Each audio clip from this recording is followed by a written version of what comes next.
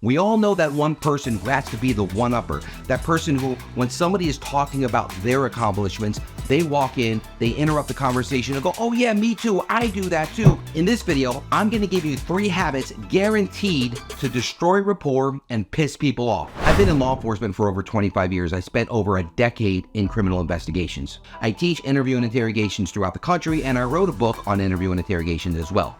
A big part of conducting interviews is communication and learning how to listen to people and connecting with folks and not pissing them off.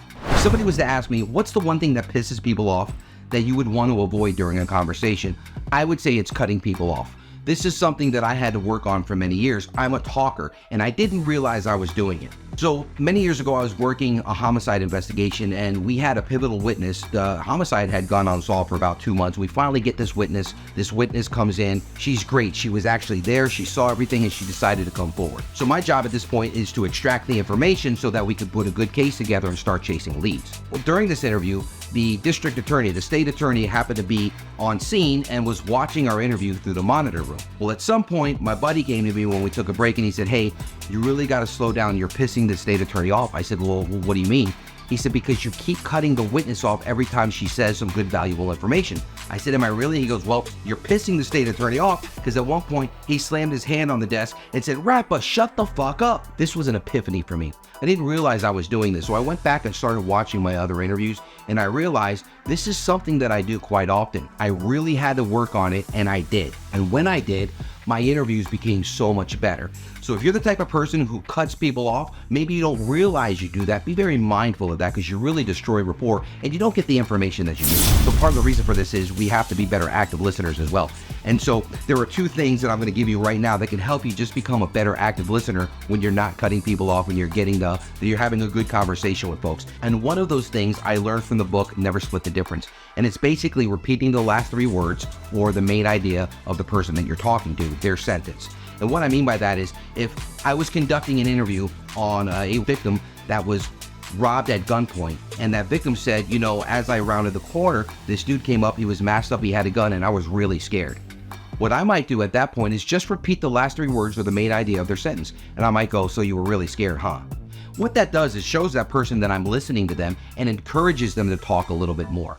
It's not just for interviewing witness and victims and suspects, it's for anything. Sales, negotiation, life. This stuff really does work. The other thing that I do when I'm having a conversation with people to encourage them to talk more and let them know that I'm listening to them is I use small encouragers. Things like, okay, I get it. Yeah, sure, I get it. Yeah, keep going. Oh, wow, really? I'm just using those small encouragers. I'm not cutting them off. I'm not bringing up new topics. I'm not interjecting what I want to talk about. I'm just letting them know that I listen. So get in the habit of not cutting people off, repeating the last 3 words, of course, and using small encouragers to encourage them to keep talking. Second thing that really pisses people off, I mean really pisses them off, is being the one-upper.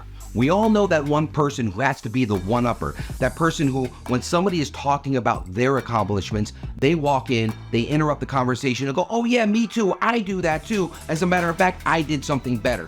What I mean by that is this. Let's say hypothetically, you're in the sales industry and you guys are talking about the amount of sales that you closed last week. And you start talking about, yeah, you know, I closed 4 deals. I'm really proud of it. Somebody interrupts you and says, well, yeah, well, I closed 6 deals last week. You should have seen what I did. You're really pissing people off. That is something that really destroys rapport. So stop being the one-upper. Let somebody talk about their accomplishments without interruption. Stop being the better person. Trust me, if your accomplishments are good, everybody already knows it. You don't have to be braggadocious, and you don't have to one-up somebody who feels very confident and very proud of something that they just did. Stop doing that. The last thing I want to talk about that really pisses people off is making someone else's story your own story. Again, it doesn't matter if you're in law enforcement or if you're in sales or you're in human resources or you're just conducting business. Nobody wants to hear you make their story your story. What do I mean by that? If you're having a conversation with somebody at a social gathering and they start talking about a vacation that they took recently, they went to the beach and they really start to tell their story, and you jump in there and go, oh yeah, I went to the beach too. Oh man, you should have seen what we did. What did you just do? It's sort of like the one-upping thing, but instead you're just making their story your own story. Stop doing that. You're destroying rapport and you're pissing people off, and nobody's going to want to have a conversation with you. So again, what I'm talking about, it's not just the work environment, it's also your social life. It's just getting out there and having a conversation with people. I really hope you got some value from this video. If you did, please hit that like and subscribe button. There's plenty more where that came from.